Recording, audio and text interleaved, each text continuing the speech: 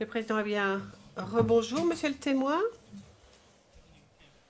Je tiens juste à vous dire que si vous avez du mal à être debout, vous lever, vous pouvez bien sûr rester assis. Ce n'est pas un problème. So, I now give again the. Je vais maintenant donner la parole à nouveau au bureau du procureur qui va poursuivre son interrogatoire. Mais je tiens juste à dire à monsieur le témoin qu'aujourd'hui nous allons travailler encore 1 heure et demie. Nous en aurons terminé pour aujourd'hui et nous reprendrons avec le même programme demain. Vous avez la parole. Thank you, Mr. President. Merci, monsieur le président, dit monsieur Desmédions. Monsieur Guessant. Alors, nous nous sommes quittés avant la pause sur votre retour à Abidjan, après les accords de Linas Marcoussis. Vous avez parlé d'un rassemblement à la place de la République. Oui. Est-ce que vous pouvez nous dire, parce que vous disiez que c'était un rassemblement important, qui a organisé ce rassemblement? Ce sont ceux qui se sont qualifiés un peu plus tard les patriotes. Et qui était à la tête des organisateurs? Ils étaient nombreux, puisqu'il y avait M. Charles Blégoudet, il y avait M. Dieu et Eugène. Ils étaient un certain nombre, puisque, à ma connaissance, ce n'était pas quelque chose de pyramidal, mais c'est plutôt en grappe. Il y avait plusieurs groupements, et ce sont eux qui se sont réunis ce jour-là.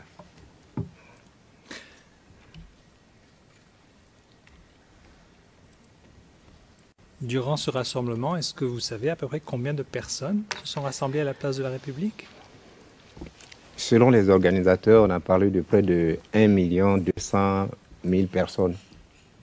Mais quand on regarde cette place, je ne crois pas que cela ait pu réunir plus de 600 000. Ceci étant dit, c'était l'une des rares fois où on avait en Côte d'Ivoire un rassemblement aussi important.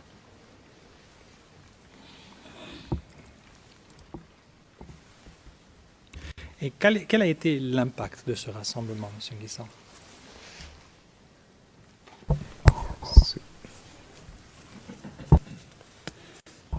Excusez-moi. Oui, excusez-moi, confrère. Monsieur le Président, généralement, ce genre de questions impact. Ça nous ramène toujours, depuis le début de l'audience, à ce que le témoin donne son opinion. Et donc, je pense qu'on aurait pu un peu précis. I will. Well, it's not that. Ce n'est pas depuis le début de l'audience. Je tiens à le dire. Mais j'ai demandé à monsieur le substitut procureur de reformuler. Parce que je ne veux pas qu'en effet que le témoin parle d'opinion, mais uniquement de faits. Thank you, Mr. President. Monsieur Desmédions, merci, monsieur le président. Monsieur Nguessan, que s'est-il dit durant ce rassemblement? Ce rassemblement a montré qu'il y avait une hostilité particulière vis-à-vis de tous ceux qui étaient signataires de l'accord de Marcoussis. Mais cela aussi a mis l'accent sur le fait que la France était mise au banc des accusés.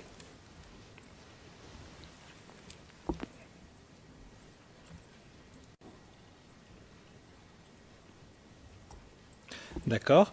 J'aimerais vous montrer quelques images à ce stade-ci. Et si on pourrait utiliser le vidéo CIV OTP 0009 0342. C'est le numéro 54 sur notre liste.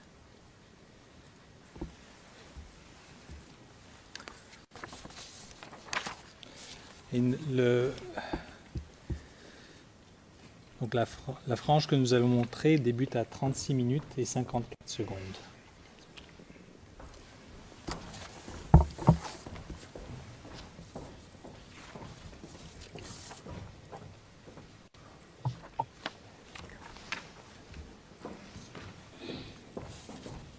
Est-ce que les interprètes ont une copie du transcript de celle-ci? Oui? Parfait, merci beaucoup. «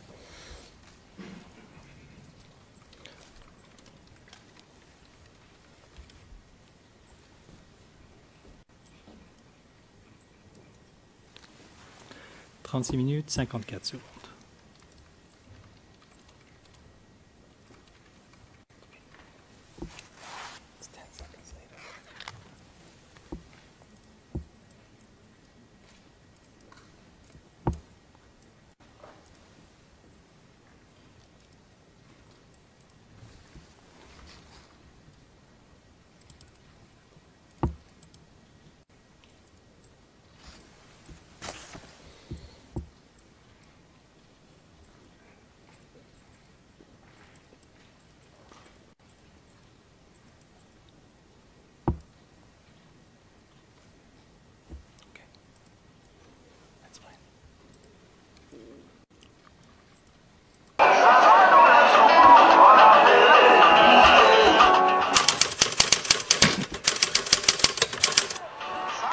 In February, the women protest against the Marcoussis Agreement in front. En février, les femmes ont protesté contre l'accord de Marcoussis devant l'ambassade de France.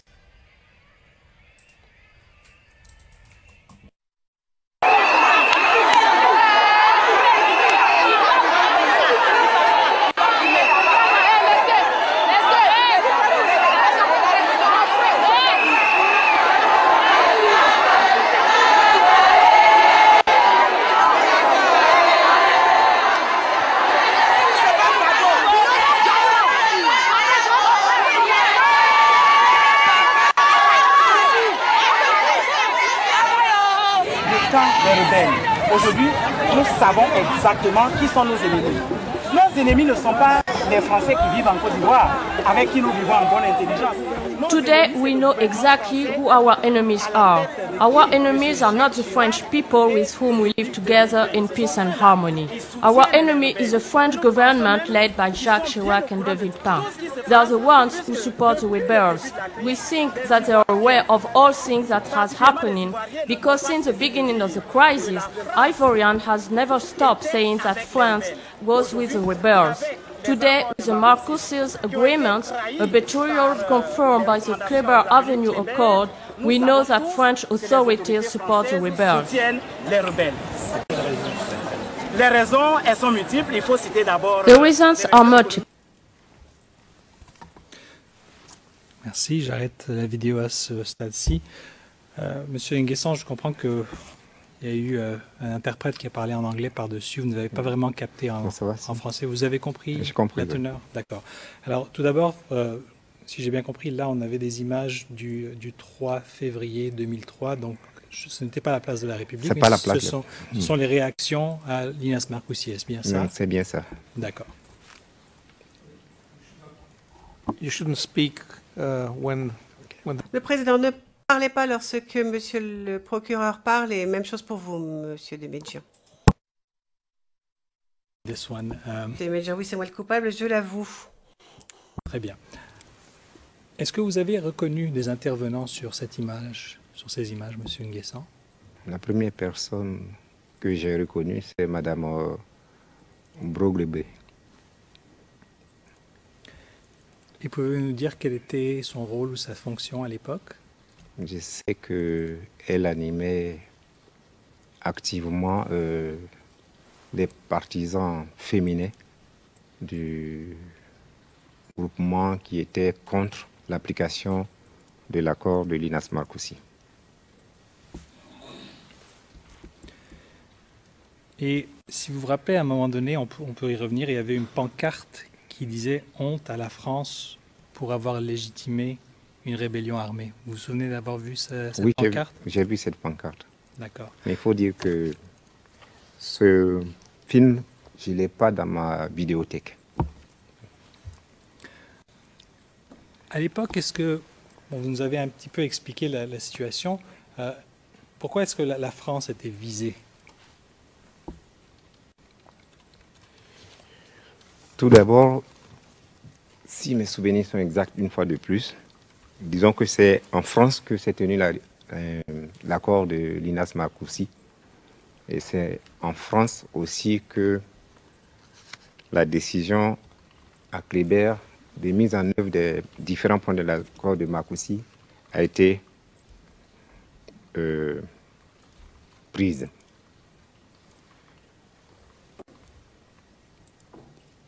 Au lendemain de l'accord de Kléber, ceux qu'on avait rebaptisés Force Nouvelle, du moins l'ex-rébellion, ont revendiqué publiquement avoir obtenu les portefeuilles de la défense et de la sécurité. À partir de cet instant, tous les patriotes estimaient que c'était une grande trahison parce qu'on ne pouvait pas confier ces portefeuilles-là à ceux qui ont attaqué la mère patrie. C'est de là qu'est partie la principale animosité entre les patriotes et tout ce qui était français. Elle a dit, Mme Brogrebé a dit qu'il n'était pas contre les Français qui vivaient en bonne intelligence avec les Ivoiriens. Mais par contre, pour eux, leur groupement, il était question de constater maintenant que l'ennemi de la Côte d'Ivoire, c'était la France. Ça a été leur diagnostic. Et c'est pour cela que vous avez vu ce type de pancarte. Tout à l'heure, vous nous avez dit que Mme Brogrebé animait activement les partisans féminins du mouvement qui était contre l'application de l'accord. Est-ce que ce mouvement était associé avec un parti quelconque? Non. Il n'était pas associé à un parti. Et est-ce que Mme Brogrebé appartenait à un parti politique à l'époque? Originellement, nous avons connu cette dame comme étant une militante active du PDCI-RDA.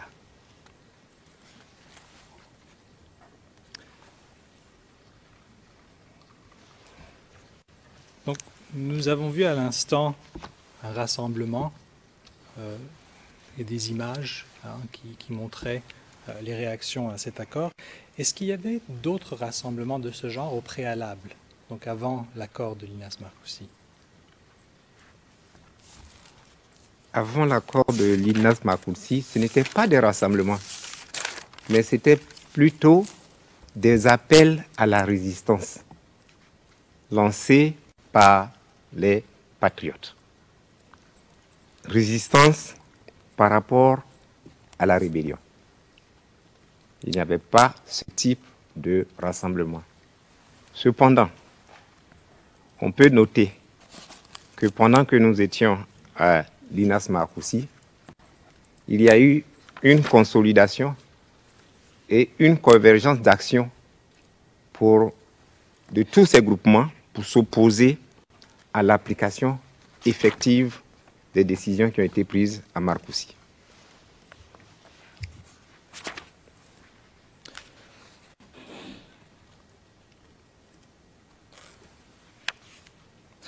Lorsque vous dites qu'il y avait des appels à la résistance lancés par les patriotes, comment ces appels étaient manifestés? C'est des appels à non seulement faire barrage à l'avancée de la rébellion, c'est dans un premier temps, mais après Marcoussis, c'était des appels pour faire barrage à l'application effective de l'accord de Linas Marcoussis.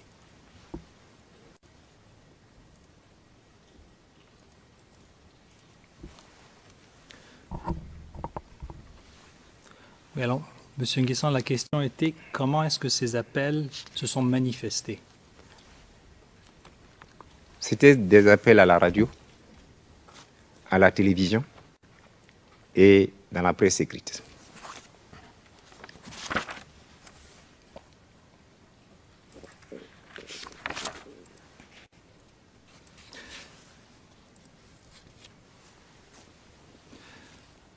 Avant la pause, si vous vous rappelez, je vous avais posé une question à savoir quelle était la réaction de la jeunesse à la tentative de coup d'État. Et c'était à la page 41 ce matin pour mes confrères. Vous nous avez dit que les jeunes se sont organisés pour dire non à la rébellion. Oui. Qui était à la tête de ces groupes?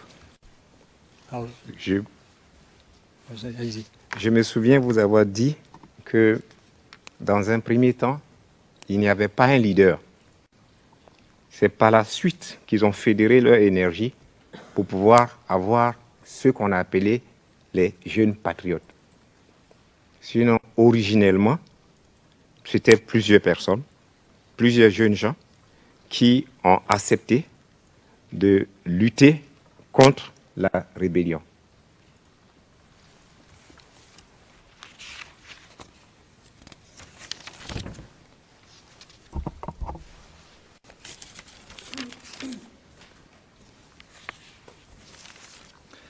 Donc, pardonnez-moi. Oui.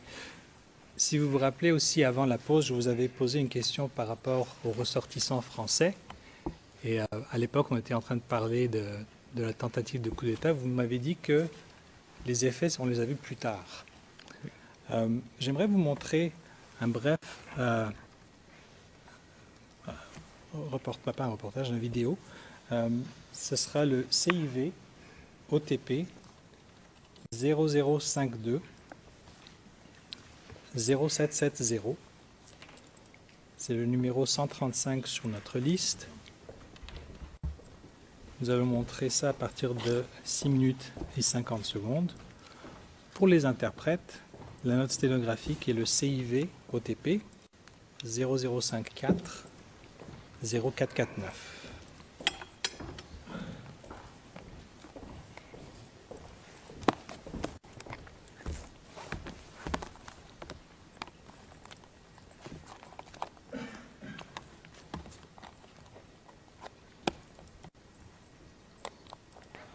Depuis le début de l'opération Licorne en septembre 2002, les violences anti-françaises ont jalonné cette période d'incidents. Dès octobre 2002, Laurent Gbagbo évoquait la montée d'un sentiment anti-français et quelques semaines plus tard avaient lieu les premiers affrontements. Stéphane Breitner. Si les Français s'amusent, si la Côte d'Ivoire est menacée, si la guerre est généralisée, à chaque Ivoirien. Le message est clair et il fait froid dans le dos. En ce début janvier 2003, les partisans du président Gbagbo ne veulent plus de Français sur leur sol, civil ou militaire. À Abidjan, les manifestations dégénèrent à chaque fois en quasi-émeute. Devant l'ambassade de France, d'abord. Puis quelques jours plus tard, une centaine de militants surexcités tentent d'entrer en force dans la base militaire. C'en est trop. La France conseille alors à ses ressortissants de quitter le pays au plus vite. Fin janvier, 3000 personnes font leurs valises encadrées par les militaires jusqu'à l'aéroport, un départ que les partisans du président saluent à leur manière.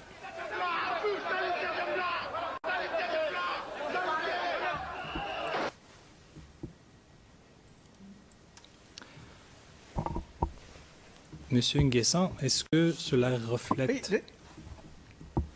He hasn't finished. Président, laissez la cabine anglaise terminer.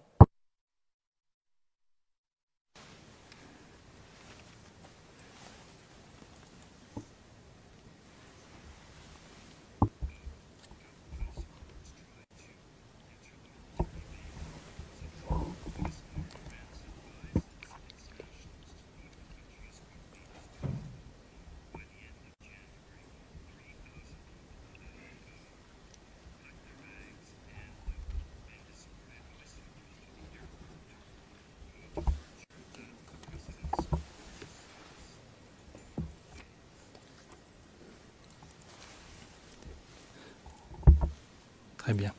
J'attendais que l'interprétation nous rattrape. Donc, est-ce que ce que nous avons vu, les images, reflètent bien la situation à l'époque en janvier 2003?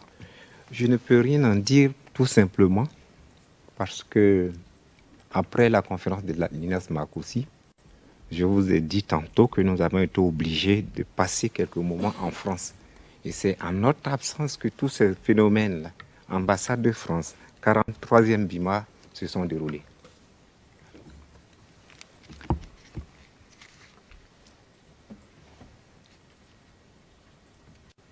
Et par la suite, à votre retour à Abidjan, est-ce que vous avez été mis au fait de ces événements? Non. Je dois vous dire que personnellement, j'ai essayé de compulser le maximum de vidéos et d'événements, mais ceux-là, je ne les ai jamais eus.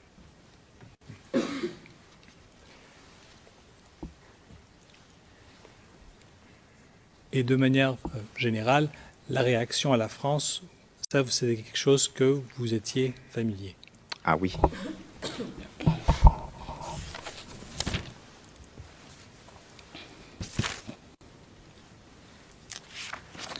Très bien. Yes. Oui. Je suis obligé d'objecter parce que ça fait 30 minutes qu'on pose la même question au témoin et il répond. Maintenant, on lui demande d'interpréter, de donner son opinion sur une réaction. Il dit qu'il n'était pas en Côte d'Ivoire, il était quelque part ailleurs, il était bloqué là-bas. Il n'a même pas cette vidéo dans sa vidéothèque. Je pense que le témoin a été assez clair. Maintenant, on lui dit de commenter une réaction que des gens auraient eue. Mais on n'est pas là pour ça, Monsieur le Président.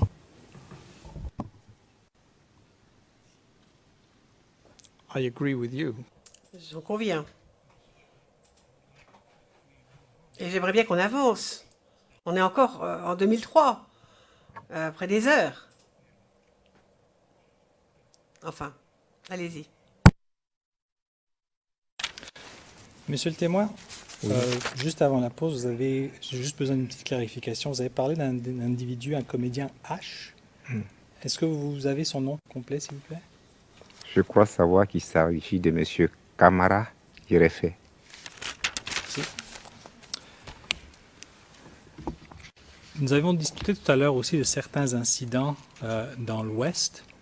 Et vous nous aviez dit, c'est à la page 46 des notes, que ceux qui avaient été visés étaient des personnes malinquées à Daloa. D'accord?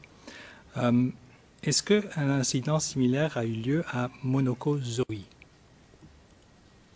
J'ai lu dans les différents rapports de la commission d'enquête de l'ONU, effectivement, qu'il y a eu des incidents à Monokozoï. Mais je n'en ai pas parlé, tout simplement parce que, contrairement à Daloa et à Bouaké, on n'a pas la liste exhaustive des personnes concernées.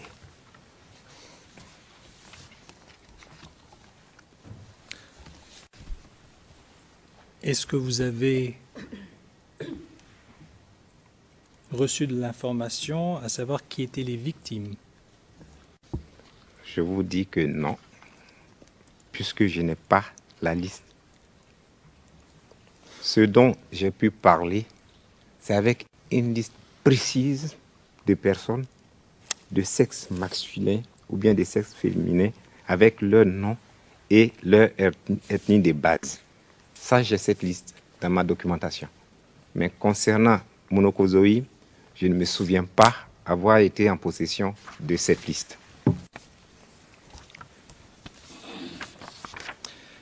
Est-ce que vous êtes familier avec un événement à Mans en décembre 2002? Non. Vous ne vous rappelez pas de Mans? Non.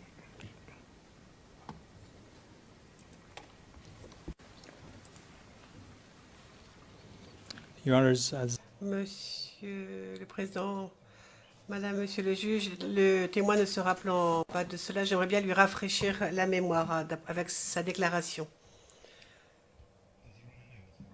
Maître Chef, vous savez ce que je vais dire? Le président, enfin j'imagine, j'ai une bonne idée de ce que vous allez dire, mais allez-y.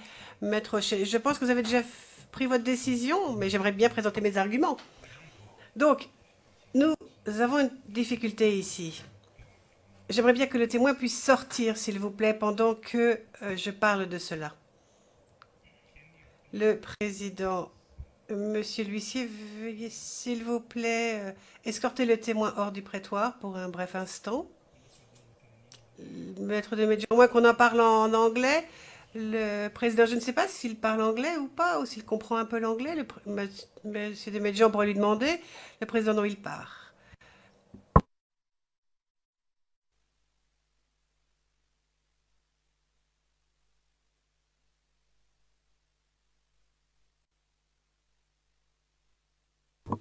Mr. Shi. Président Maître Hochet, allez-y. Maître Hochet, oui, merci.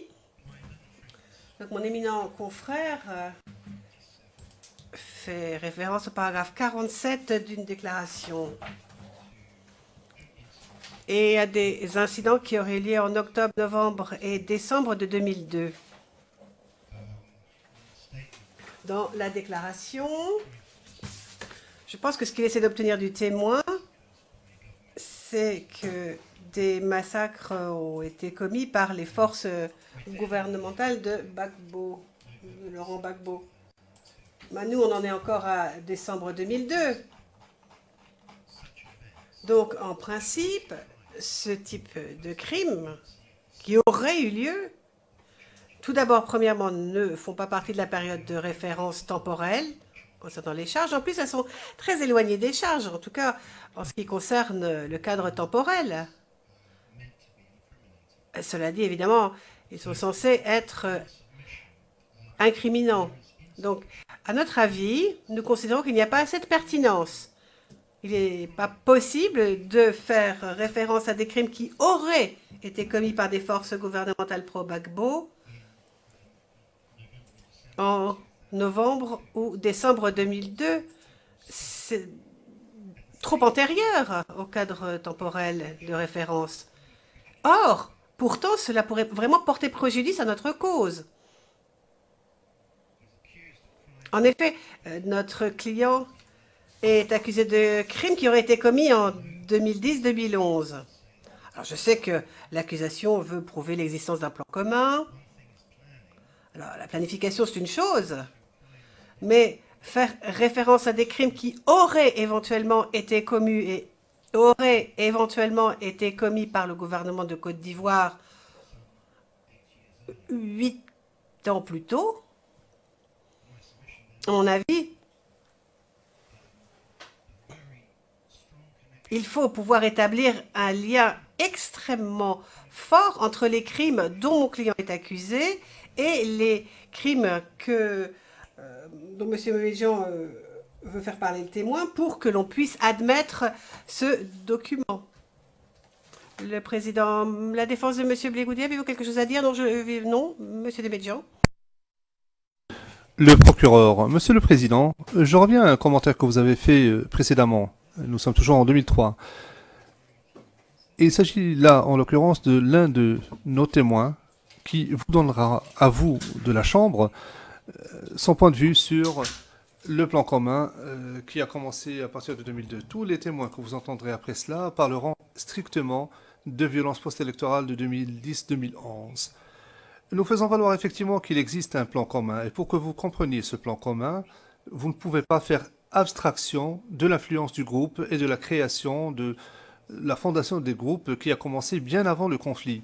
Deuxièmement, les éléments de preuve que nous sollicitons auprès du témoin, s'agissant des crimes commis en 2002, s'inscrivent dans un cadre systématique, ce qui est tout à fait concevable dans la jurisprudence de cette Cour et ailleurs. Par conséquent, ils sont pertinents au regard des charges retenues.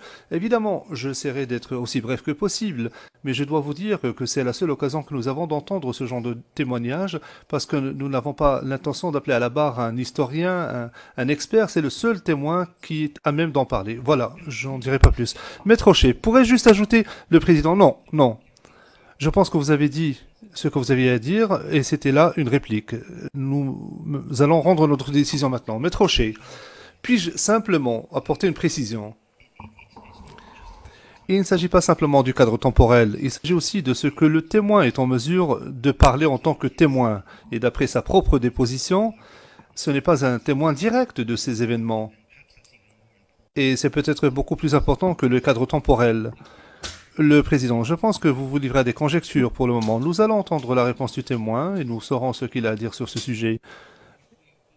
Et nous apprécierons en conséquence, à la lumière de ce qu'il nous dira s'agissant de ces connaissances. Veuillez faire entrer le témoin, s'il vous plaît.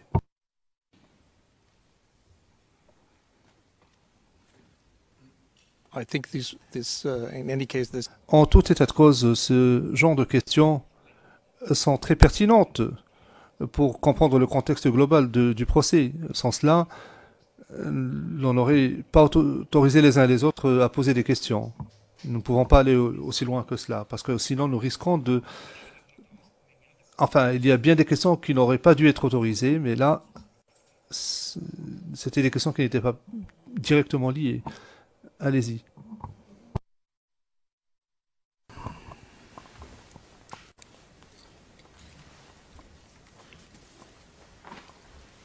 thank you, Mr. Witness. Merci, monsieur le témoin. Je vous prie de nous excuser pour cette courte interruption. Je redonne la parole au procureur. Thank you, Mr. President. Monsieur Demirjian, je vous remercie, monsieur le président. Monsieur Nguessan, ce que j'aimerais faire, c'est vous lire un extrait de votre déclaration de 2015, et peut-être que vous pouvez clarifier la situation pour nous. Ok. Alors, dans ce paragraphe, qui est le paragraphe 47 de votre déclaration de 2015, vous nous dites la chose suivante. De l'autre côté, en octobre, novembre et décembre 2002, des populations civiles ont été massacrées par les forces gouvernementales de Laurent Gbagbo, surtout à l'ouest de la Côte d'Ivoire. Il y a des massacres des civils d'abord à Daloa en octobre 2002, puis à Monokozoï en novembre 2002 et à Slowly. Le président, ralentissez. Mans en décembre 2002. Les victimes étaient des civils d'origine burkinabé et nordiste qui habitaient dans ces régions. Ils étaient massacrés parce qu'ils étaient considérés, de par leurs origines nordiques et leur ethnie, comme soutenant la rébellion. Alors, tout d'abord, la raison pourquoi j'ai lu ce paragraphe, c'était parce qu'il y avait Le président, ralentissez. une référence à un massacre à Mans. Donc, est-ce que vous pourriez nous donner un petit peu le contexte de comment est-ce que vous avez appris de ces situations? Bon, je voudrais rectifier quelque chose. Tout ce que j'ai pu vous dire s'appuie sur des écrits réels. Et si je ne m'abuse, ce que vous venez de lire est contenu dans les annexes de l'ouvrage que j'ai eu à écrire, des annexes qui sont les documents produits par les commissions mises en œuvre par l'ONU pour enquêter sur ce qui s'est passé en Côte d'Ivoire. Donc ça, c'est déjà la source de ces informations.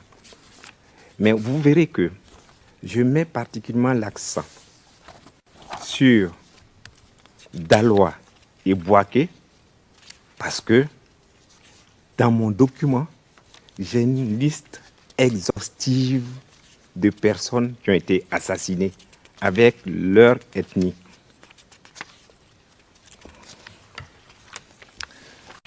Très bien, je vous remercie de cette clarification.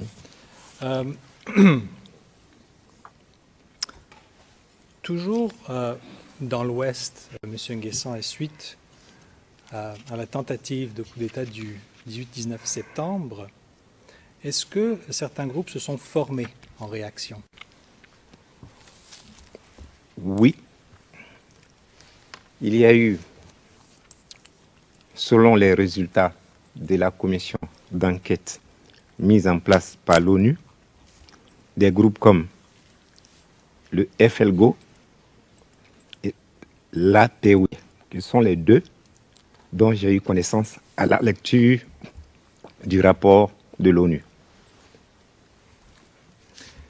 Est-ce que vous avez appris, premièrement, qui était à la tête du FLGO? C'est un certain Mao Glofier, si la prononciation est bonne.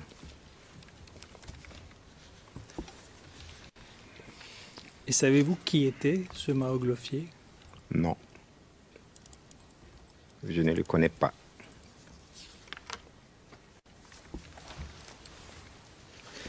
Est-ce que... non, pardon, vous avez répondu à cette question. Est-ce que vous savez si ces groupes avaient un appui? Je ne saurais vous le dire et je ne peux que vous demander de vous référer essentiellement au rapport de la commission d'enquête commis par l'ONU sur ces événements, puisque ce ne sont pas des événements qui se sont déroulés sous nos yeux à Abidjan.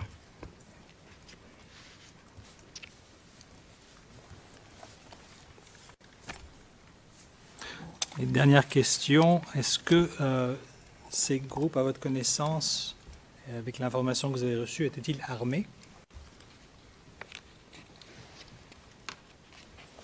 Ces groupes étaient armés. Il y a même des images dans le rapport où on les voit armés, des populations civiles armées. Très bien. Alors maintenant, nous sommes dans l'après-Marcoussis. Vous nous avez expliqué que vous avez participé aussi à d'autres conférences. Je crois que vous avez participé à Accra 2, est-ce exact? Oui, c'est ça. D'accord. Alors, pouvez-vous encore nous expliquer dans quel contexte est-ce que vous avez participé à Accra 2? Bien. Je vous avais dit tantôt que au lendemain de Kléber, les forces nouvelles ont affirmé avoir obtenu les portefeuilles de la défense et de la sécurité. Ce qui n'a pas plu aux défenseurs de l'intégrité du territoire au niveau d'Abidjan. Quand après un certain temps, nous sommes rentrés à Abidjan, les 4 partis politiques que sont le PDCI, le RDR, le MFA et, excusez-moi l'autre, l'UDPCI, en association avec les 3 mouvements politiques. Nous avons créé ce qu'on a appelé le G7. Il faut dire qu'à l'origine, l'idée de la création de ce mouvement, c'était de mettre en place une plateforme pour l'application effective des résolutions de Marcoussis. Le PIT, le FPI et l'UDC ont refusé de participer à cette plateforme. C'est pour cela que nous sommes restés 7. Notre désir était de suivre au quotidien, du moins périodiquement, la mise en œuvre de ce que nous avons décidé d'un commun accord à Marcoussis. Dès notre arrivée à Abidjan, les premiers blocages vont apparaître. D'abord, blocage dans le choix des ministres. Je vous fais remarquer qu'à Kléber, il a été question de faire le partage du pouvoir en intégrant dans le gouvernement l'ensemble de tous ceux qui ont participé à l'accord de Marcoussis. Donc, blocage. Face à ce blocage, nous avons été obligés d'aller à Accra. C'est ce que nous avons appelé Accra 2. Étant entendu que Accra 1, c'était la conférence des chefs d'État de la CEDEAO. Donc c'est à Accra 2 que nous avons pu trouver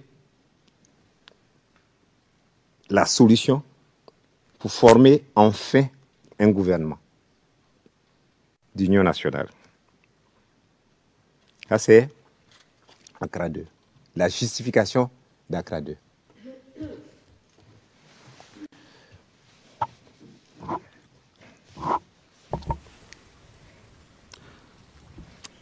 Vous nous avez dit qu'il qu'il y avait eu donc blocage. Quelle était la source de ce blocage, M. Nguessan?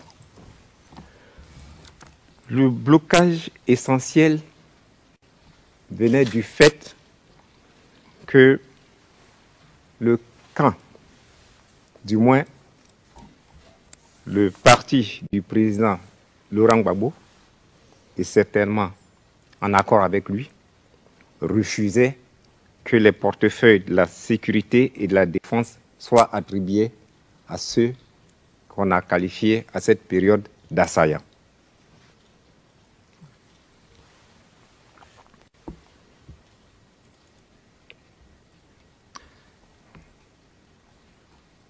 Vous nous avez aussi dit qu'à Accra 2, vous avez trouvé la solution pour former enfin un gouvernement d'union nationale. Alors, est-ce que j'ai bien compris? Est-ce que la solution était la création de ce G7 ou était-ce autre Non. chose?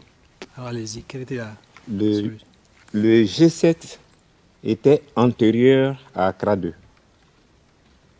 Je vous l'ai dit, le G7 c'était pour nous un moyen de contrôler l'exécution effective de ce que nous avons décidé à l'INAS Marcoussis.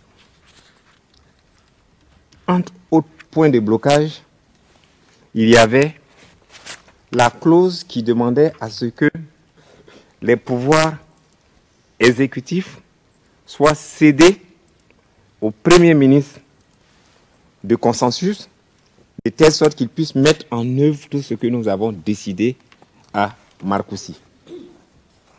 Et cette clause de cession de pouvoir n'a pas été exécutée.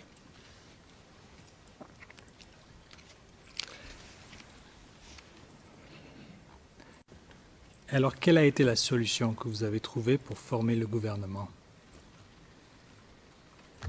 C'était une clé de répartition en fonction de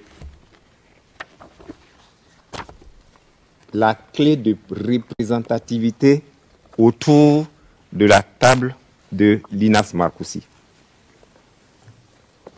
Des partis politiques qui n'avaient que 2 représentants à l'INAS Marcoussis se sont vus attribuer un portefeuille ministériel. Les autres en ont eu 4, 5, voire même parfois 6, 7. Mais comme le stipule l'accord de l'INAS Marcoussis, c'était plutôt un gouvernement qui respectait l'équité et l'équilibre compte tenu du poids réel de ces formations politiques sur le terrain.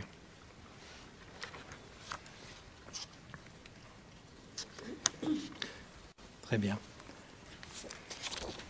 Monsieur Nguessan, je passe à un autre sujet. Vous nous avez dit tout à l'heure que vous avez fait usage de plusieurs rapports des commissions d'enquête des Nations Unies sur les violations graves en Côte d'Ivoire. Tout d'abord, est-ce que vous étiez familier avec le rapport du haut-commissaire adjoint aux droits de l'homme, M. Bertrand Ramcharan, en janvier 2003? Non, je ne le connaissais pas. Ok. Est-ce que vous avez vu une copie de ce rapport? Je ne crois pas l'avoir eu à main. Est-ce que vous pouvez nous dire peut-être alors avec quelle commission d'enquête est-ce que vous étiez familier à l'époque? Au début de cette session, je vous avais dit que ma qualité de ministre des droits de l'homme m'a permis d'avoir de la documentation en vue de me guider sur la compréhension de l'évolution au titre des droits de l'homme de notre crise. Et ce sont ces documents que j'ai eus bien plus tard, que j'ai analysés, compulsés, pour me fonder une opinion sur ce qui n'était pas forcément rendu public. Vous verrez que le rapport dont vous parlez, je ne suis pas sûr que ce rapport ait été rendu public en Côte d'Ivoire.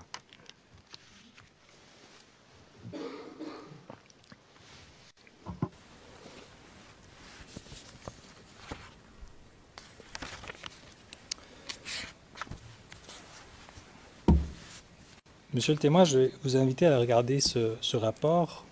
C'est le CIV OTP 0092 0092. Excuse me. Before I give... Le président, un instant, de quel rapport parlez-vous avant que je ne donne la parole à la défense? Pas le rapport dont il dit qu'il ne se souvient pas l'avoir vu ou qu'il n'a jamais vu. Monsieur Dermidjian, la dernière réponse du témoin concernait la publicité du rapport. Et comme je n'ai pas eu l'occasion de lui montrer le rapport avant aujourd'hui, j'aurais voulu lui montrer aujourd'hui. Le président, de quel rapport parlez-vous, Monsieur Dermidjian? Le rapport du Conseil de sécurité sur la situation des violations des droits de l'homme en Côte d'Ivoire, janvier 2003, préparé par la Haute Commission des droits de l'homme. Le Haut Commissariat des droits de l'homme. Le président, est-ce qu'il connaît ce rapport? Est-ce qu'il a quoi que ce soit à voir avec ce rapport? Je ne comprends pas comment... quel est le lien entre lui et le rapport, au juste?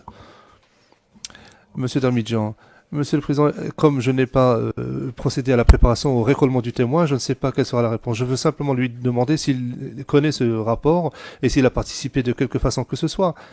N'oubliez pas qu'il est ministre chargé des droits de l'homme, donc il a peut-être reçu ce rapport à un moment ou à un autre. Je n'en sais rien, j'aimerais explorer cela avec lui. Le Président, Maître Bougnon.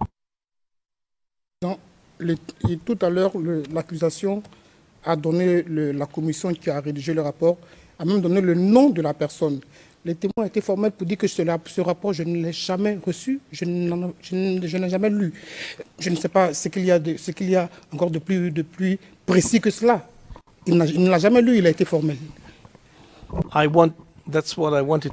Le Président, c'est justement ce que je souhaitais explorer, s'il s'agit de ce rapport-là en question ou pas, dont le témoin indique qu'il ne le connaissait pas, qu'il n'en connaissait pas l'auteur, parce que s'il s'agit effectivement de ce rapport-là, eh bien, il faudrait juste que nous allions de l'avant. Yes, again, it's very difficult. Monsieur Dermidjian, à nouveau, il m'est très difficile de répondre à cela, comme le témoin, en sa qualité de ministre des droits de l'homme, a pu recevoir beaucoup de rapports. Je ne sais pas s'il a reçu celui-là en particulier. Le président, mais est-il en mesure de nous dire, oui, j'ai déjà vu ce rapport? Est-ce qu'il est en mesure de valider le contenu de celui-ci? D'ailleurs, je ne sais pas comment est-ce qu'il pourrait apporter une contribution à ce rapport, en disant, oui, je l'ai vu. Et qu'est-ce que cela ajoute à sa déposition au rapport, Monsieur Dermidjian? Sans trop en dire en présence du témoin, il a déjà apporté des réponses qui sont corroborées par le rapport, le président. Alors pourquoi ne pas lui poser des questions s'agissant de ces faits plutôt que du rapport? Dites-lui, dans le rapport, il y a des faits dont il est fait état. Contentez-vous de parler des faits et pas du rapport. Monsieur Dermidjian, j'en prends acte, Monsieur le Président.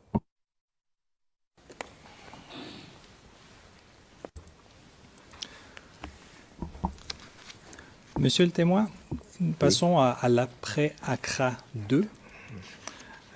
Est-ce que vous pourriez nous expliquer un petit peu, pour le restant de l'année 2003 et arrivant vers l'année 2004, comment se développe la mise en œuvre des accords de Marcoussis? Ben, après Accra 2, le Premier ministre Sédou Eliman Diawara a mis en place une matrice d'action qui s'appuie essentiellement sur les grandes décisions et les annexes de l'accord de l'INAS Marcoussis. Cette matrice d'action comportait des actions, du moins des tâches à exécuter pour aboutir au résultat escompté par l'INAS Marcoussis. Je vous prends un exemple. On avait la matrice d'action relative à l'identité, où il fallait organiser des audiences foraines, identifier les populations, leur donner des titres qui leur permettent de dire qu'ils sont ivoiriens, et ceci dans l'optique des élections qui étaient programmées pour 2015. C'est toute une série. Vous avez dit 2015? Oui. Non, 2000, excusez-moi, 2005. Je m'excuse. C'est le deuxième blocage essentiel qui va créer les conditions de Accra 3. D'abord, le gouvernement d'union qui avait été mis en place comportait des ministres de différents mouvements et partis politiques qui étaient partie prenante de l'accord de Linas Marcoussi. Et chacun voulait garder jalousement son cercle de compétences. C'est ainsi qu'un matin, un gros marché d'État concernant l'attribution du terminal à conteneurs du port d'Abidjan a été signé sans que le ministre en charge des infrastructures économiques, qui était un ministre du PDCI, ne soit associé. Cela a constitué un blocage et nous, au niveau du G7, nous avons demandé à ce qu'on arrête notre participation à ce gouvernement tant que le transfert effectif du pouvoir exécutif n'était pas effectué. Donc il y a eu deuxième blocage majeur. Le résultat, c'est qu'il fallait s'entendre, repartir à Accra 3. J'ai eu l'occasion de participer à Accra 3, où on a tenté de trouver une solution quant à ce concept de transfert des pouvoirs. Pendant ce temps, il y a eu des audiences foraines qui ont été lancées avec plus ou moins de succès. On a pu sortir quelques listes électorales sur lesquelles on avait estampillé certains groupes de listes vertes, listes grises, listes noires. Vous voyez que là aussi, il y avait au niveau de l'identification une forme de catégorisation des populations. Qu'à cela ne tienne.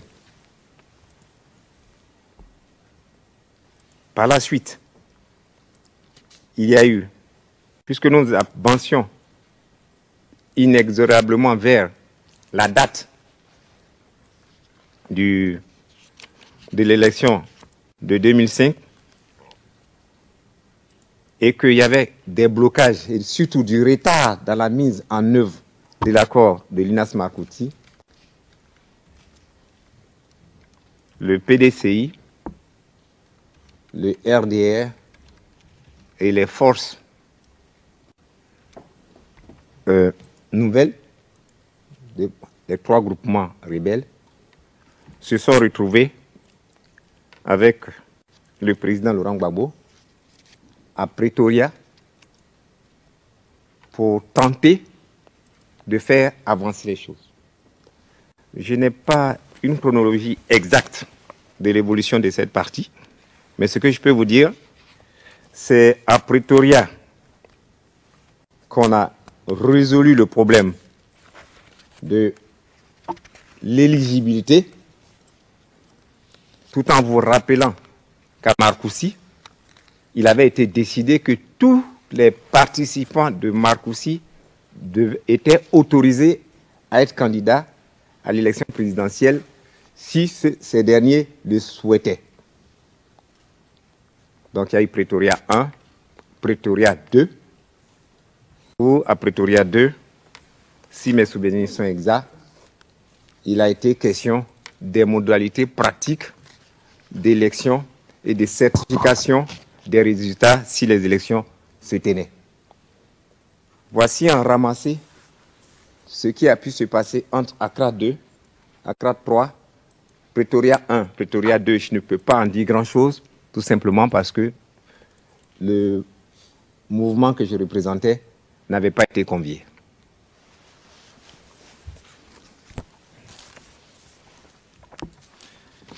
Monsieur le témoin, au début de l'année, en fait, attendez, les mouvements des forces d'avenir, le MFA, est-ce qu'ils avaient obtenu un poste ministériel au sein du gouvernement? Oui. Nous avons hérité du portefeuille du ministère d'État, ministère des Transports. Et est-ce que vous aviez un rôle dans ce ministère? Oui. J'ai été dans un premier temps le directeur. J'ai été dans un premier temps le directeur de cabinet du ministre Anaki Kobena Innocent.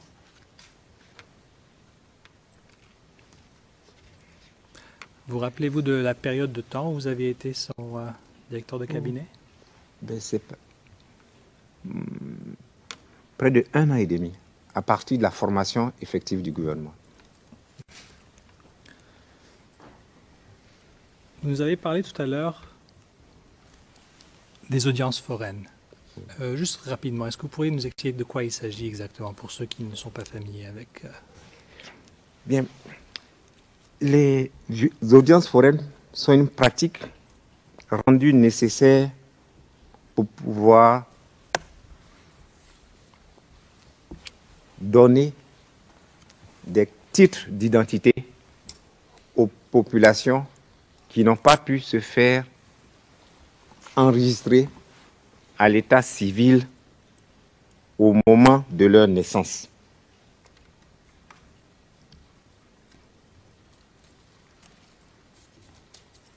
Effectivement, l'administration et l'enregistrement des naissances avaient connu un certain déficit sur plusieurs années. Ce qui fait que vous pouvez avoir dans des villages, dans des sous-préfectures, des personnes qui sont nées, qui n'ont jamais été déclarées à l'état civil. Donc, il fallait corriger cela en organisant ce que nous avons appelé les audiences foraines, où des personnes formées à cette tâche se rendaient dans les lieux les plus reculés pour identifier, enregistrer dans des registres ceux qui n'avaient pas de jugement supplétif ou d'extrait de naissance. C'est ça la procédure des audiences foraines.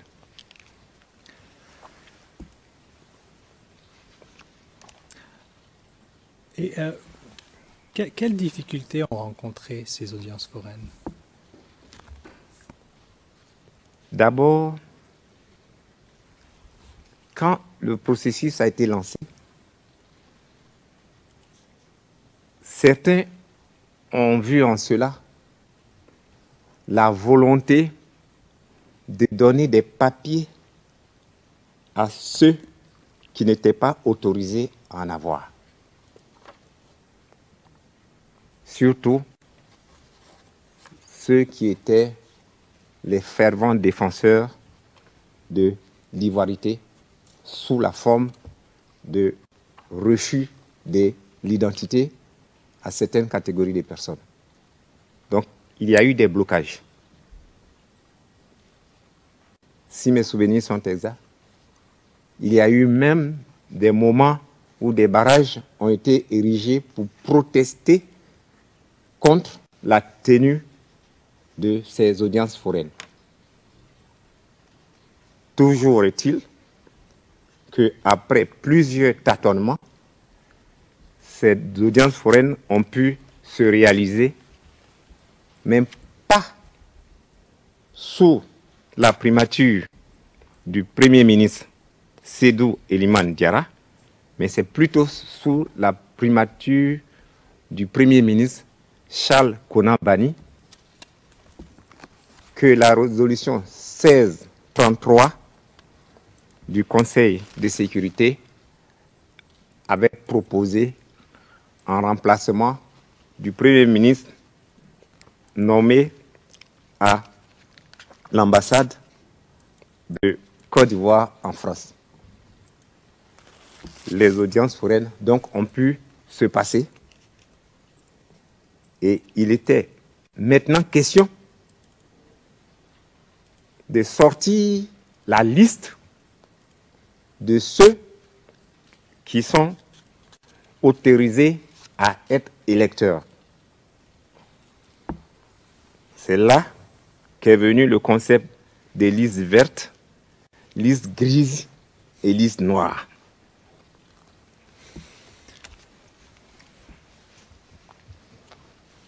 Vous nous avez parlé de blocage et de barrage à un moment donné.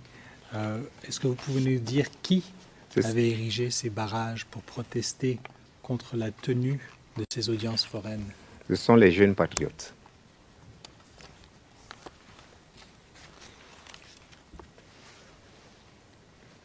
Et est-ce que vous vous souvenez à l'époque de ces barrages, qui est-ce qui dirigeait les jeunes patriotes? Écoutez, je vous l'ai dit, à ma compréhension, les patriotes, c'était plusieurs têtes. Mais ce qui est sûr, ils étaient tous d'accord pour dire que dans le cadre des audiences foraines, il fallait être vigilant, empêcher que certaines catégories de citoyens ivoiriens puissent figurer ou disposer de pièces d'identité.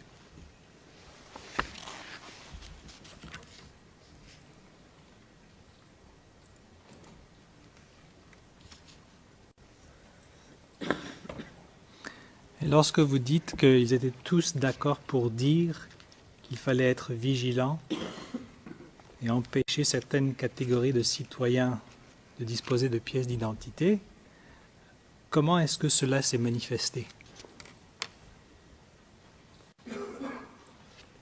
D'abord, le lancement des audiences foraines n'a pas pu se faire dans le temps. Mais les patriotes avaient ceci de caractéristique, c'est que les barrages constituaient pour eux des éléments de protestation. Je me souviens encore de ces barrages qu'ils ont organisés, qui ont privé la ville d'Abidjan d'approvisionnement en vivres pendant près de 3-4 jours. Quand c'est comme ça, l'opération elle-même ne peut pas se dérouler dans un environnement serein. Donc, je l'affirme, je le confirme, les audiences foraines ont été, à un moment donné, bloquées dans leur mise en œuvre effective. J'aimerais vous amener... Excuse me. Pardon. Président, j'aimerais juste avoir une référence temporelle. On parle de ces audiences foraines, mais j'aimerais bien pouvoir les replacer dans un cadre temporel. C'est arrivé quand? Les audiences foraines étaient supposées se tenir en 2015. Elles n'ont effectivement démarré qu'en 2005. Elles n'ont effectivement démarré qu'en 2006, quand le Premier ministre Banny, du moins Charles Konan Banny, est arrivé en tant que Premier ministre. Très bien.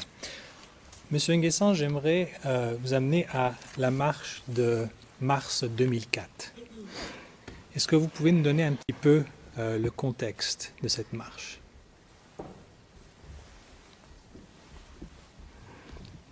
Je vous ai dit tantôt que Maître Bougnon. Maître Bouillon. Excusez, confrère. Monsieur le Président,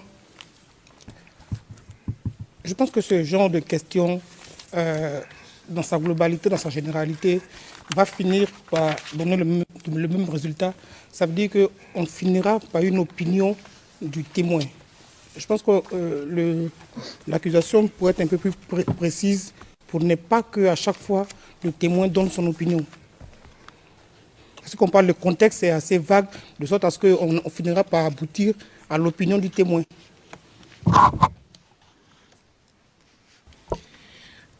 The problem is that Président, oui, mais bon, on était en 2005-2006, mais on revient en arrière en 2004. Alors, c'est quand même difficile. S'il vous plaît, donc mettez-nous la question dans son contexte pour que ce ne soit pas trop général, Monsieur Deméjian. Mais je voulais juste présenter le sujet et là, je vais demander au témoin ce qu'il en sait. Le président, allez-y. Monsieur Nguessan, que savez-vous de la marche de 2004, de mars 2004? je vous avais dit que il y avait un blocage lié à la cession, du moins au transfert effectif des pouvoirs de l'exécutif au Premier ministre. À la suite de ces différents blocages, il y a eu aussi l'attribution du terminal à conteneurs que le G7 avait considéré comme étant pas conforme aux accords qu'on avait pris à l'INAS Marcoussis et surtout à ce qu'on avait décidé à Accra 2. Donc, l'opposition que nous représentions, le G7, nous avons décidé de manifester pour pouvoir réclamer le transfert effectif du pouvoir exécutif comme cela avait été convenu. Cette marche était prévue pour le 23 mars 2004. Quelques jours auparavant,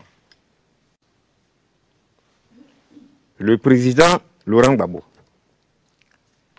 a réquisitionné toute l'armée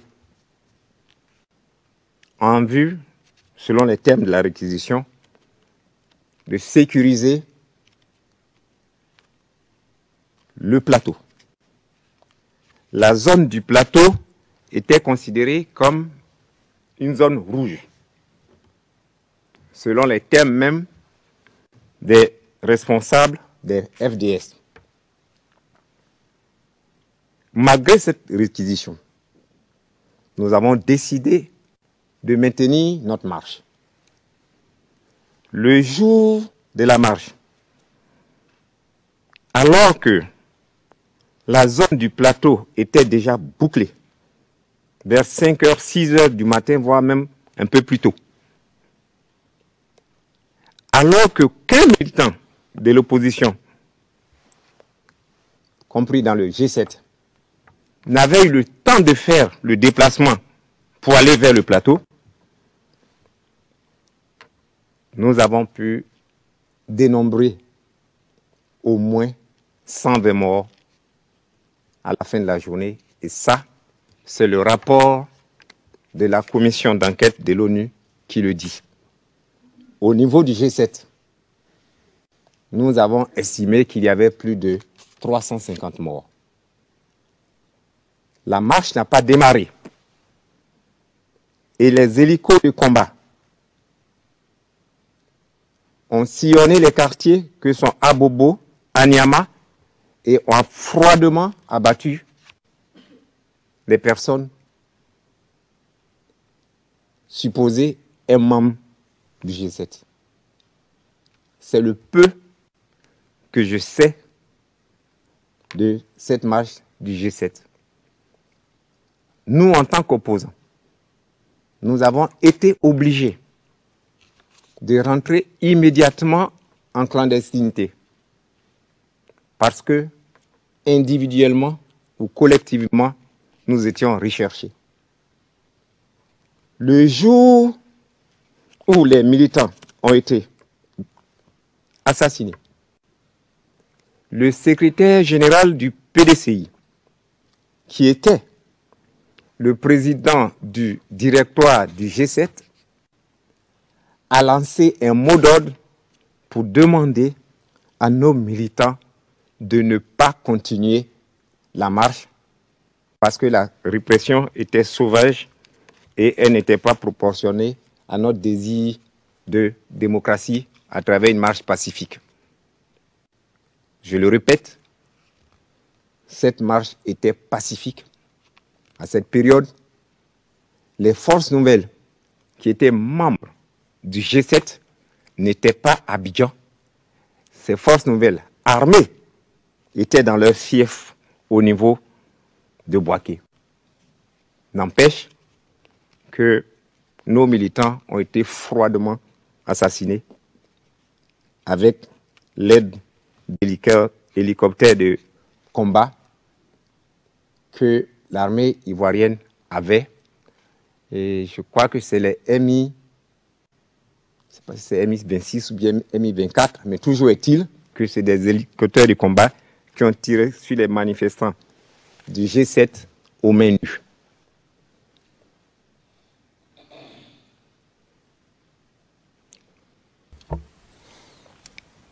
Monsieur le témoin, vous nous dites que nous retrouvons ces informations dans le rapport de la commission d'enquête des Nations Unies, n'est-ce pas? Oui.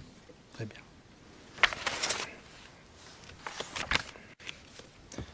Vous étiez à Abidjan ce jour-là?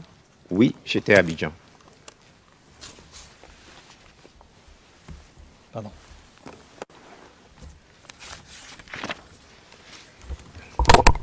Juste.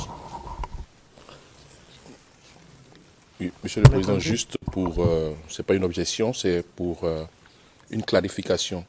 Est-ce que l'accusation vient de dire que toutes les informations données par le témoin tout à l'heure, en ce qui concerne les événements de mars 2004, sont relatifs en fait à un rapport fourni par l'ONU, c'est ça?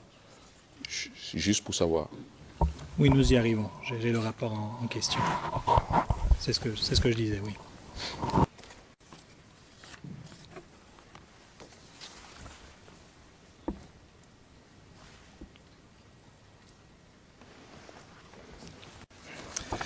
Yes. Nous avons un document ici, le CIV OTP 0052 0238.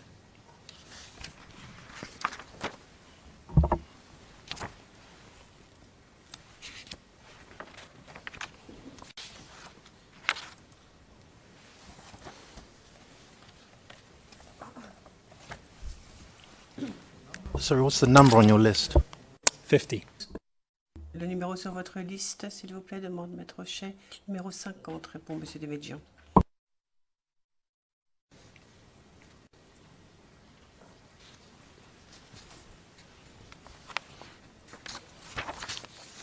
Can I raise... Maître Rochet, puis-je, s'il vous plaît, soulever une petite question? Madame, Messieurs les juges, on a demandé aux témoins ce qu'ils savaient à propos de la marche de mars 2004. Et très méticuleusement, le témoin nous a relaté ce qu'il savait de la chose. Et il a dit explicitement, c'est le peu que je sais. Et il a dit aussi que tous ces faits sont contenus dans le rapport. Alors, avec tous les signes que je lui dois, je ne voudrais pas que mon éminent confrère essaie de faire de ce témoin un expert, puisque jusqu'à présent, le témoin nous a dit ce qu'il savait de la marche. Alors, la question se pose maintenant de savoir ce que l'on va avoir en plus en lui montrant un témoin qu'il nous dit n'avoir pas écrit. Donc, le président, oui, en plus c'est un document, vous savez ce que je pense des documents. Alors, un document, le faire valider par quelqu'un qui ne l'a pas écrit, je ne sais pas. Je pense que c'est inutile. Ça ne sert à rien de montrer ce document au témoin, puisqu'il ne l'a pas écrit, ne l'a pas coécrit, il n'en est pas le destinataire. Je ne vois pas le but. Monsieur Demélian, je ne vais pas passer plus de temps sur ce document. Dans ce cas-là, nous allons suivre le paragraphe 43 de vos directives. Ils disent qu'il s'agit d'un document et dont le témoin a parlé, en tout cas dans une certaine mesure. Je n'irai pas plus loin.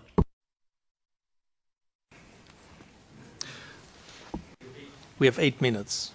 Le président, en plus, il vous reste 8 minutes. Monsieur Demédian, je vais les utiliser le plus intelligemment possible. Le président, merci.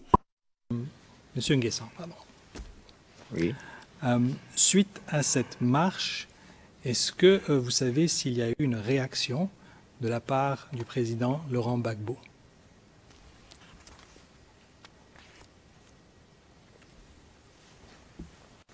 Ce qui nous a été donné de constater, c'est que cette marche pacifique a été interprétée par le clan Gbagbo comme étant un argument pour permettre aux forces nouvelles, du moins les 3 mouvements rebelles, de prendre le pouvoir à Abidjan. Je n'ai pas exactement le jour ni le lieu où il a dit, mais je peux vous certifier que le président Laurent Gbagbo l'a considéré comme étant une tentative nouvelle de coup d'État.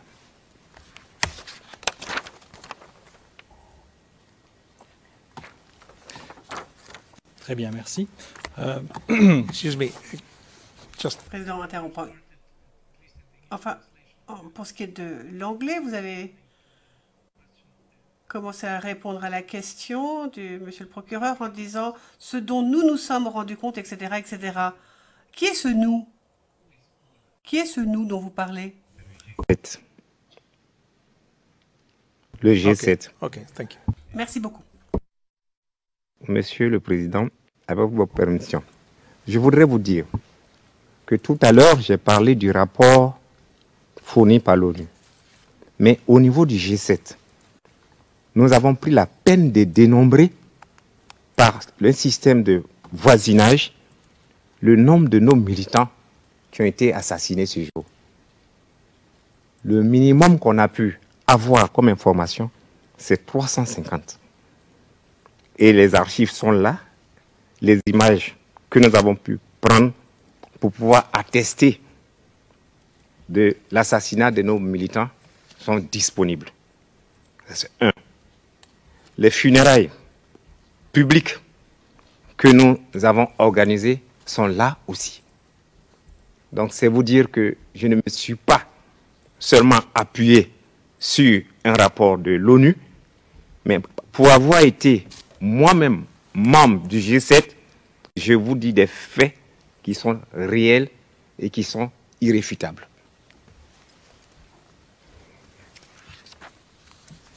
Thank you, Mr. Prosecutor. Président, merci, monsieur Demédian. Monsieur Nguessan, c'est le CIV-OTP 0052 0631, item numéro 45 sur notre liste. Et les notes sténographiques pour les interprètes sont le CIV-OTP 0054 0251.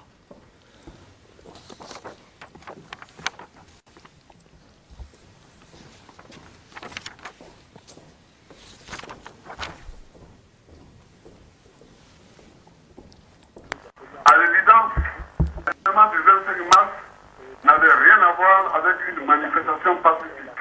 En réalité, il s'agissait, sous le couvert d'une marche, de faire entrer la rébellion à Abidjan.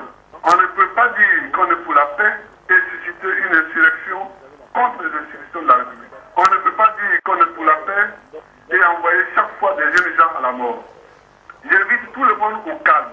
Il faut définitivement sortir du cycle de la violence.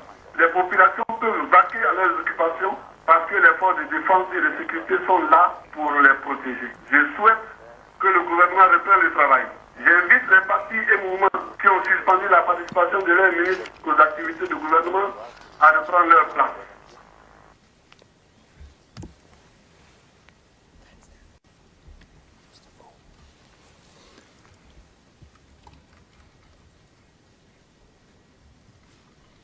Monsieur Nguessan, ce qu'on vient d'entendre, tout d'abord, est-ce que vous reconnaissez la voix de l'interlocuteur? C'est bien évidemment la voix du président Laurent Gbagbo.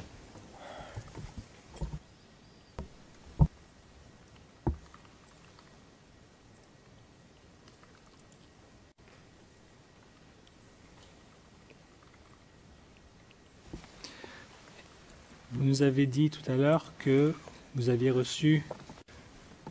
constaté que cette marche pacifique avait été interprétée par le camp Gbagbo comme étant un argument pour permettre aux forces nouvelles de prendre le pouvoir à Abidjan.